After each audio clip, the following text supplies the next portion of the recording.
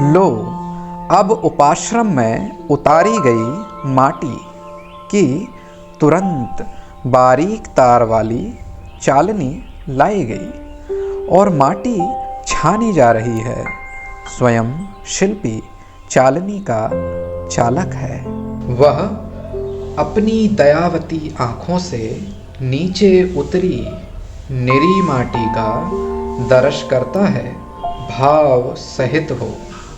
शुभ हाथों से खरी माटी का परस करता है, चाव सहित हो। और तन से मन से हर्ष करता है, घाव रहित हो। अनायास फिर वचन विलास होता है उसके मुख से कि ऋजुता की यह परम दशा है और मृदुता की यह चरम यशा है। धन्य। माटी का संशोधन हुआ, माटी को संबोधन हुआ, परंतु निष्कासित कंकरों में समुचित सा अनुभूत संक्रोधन हुआ। तथापि संयत भाषा में शिल्पी से निवेदन करते हैं वे कंकर कि हमारा वियोगीकरण माँ माटी से किस कारण हो रहा है? अकारण ही? क्या कोई कारण है? इस पर तुरंत मृदु शब्दों में शिल्पी कहता है कि मृदु माटी से, लघु जाति से मेरा यह शिल्प निखरता है और खर काठी से, गुरु जाति से सो अविलंब बिखरता है। दूसरी बात यह है कि संकर दोष का वारण करना था मुझे, सो कंकर कोश का वारण किया। इस बात को सुनकर कंकर कुछ और गर्म हो जाते हैं। कंकरों के अधरों में विशेष स्पंदन है और वचनों में पूर्व की अपेक्षा उष्णता का अभिव्यंजन है।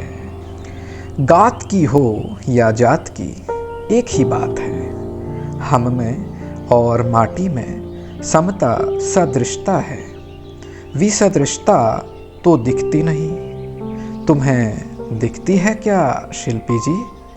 तुम्हारी आँखों की शल्य चिकित्सा हुई है क्या? और रही वर्ण की बात, वर्णों से वर्णन क्या करें?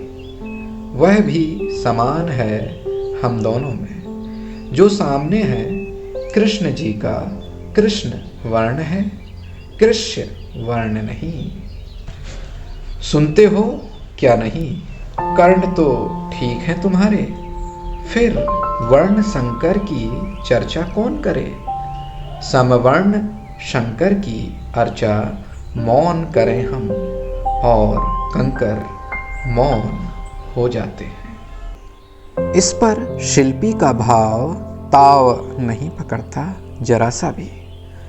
धरा सा ही सहज साम्य भाव प्रस्तुत होता है उससे कि इस प्रसंग में वर्ण का आशय ना ही रंग से है, ना ही अंग से, वरन चाल चरण ढंग से है।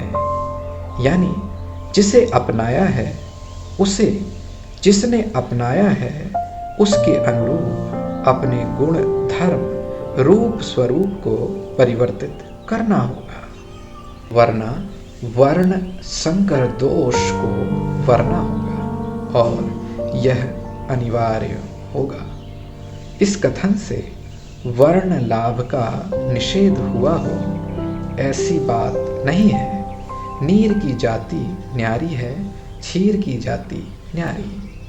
दोनों के परस रस रंग भी परस्पर निरे निरे हैं और यह सर्व विदित है।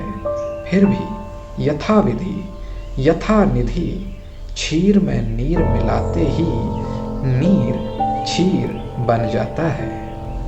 और सुनो, केवल वर्ण रंग की अपेक्षा गाय का क्षीर भी धवल है, आक का क्षीर भी धवल है।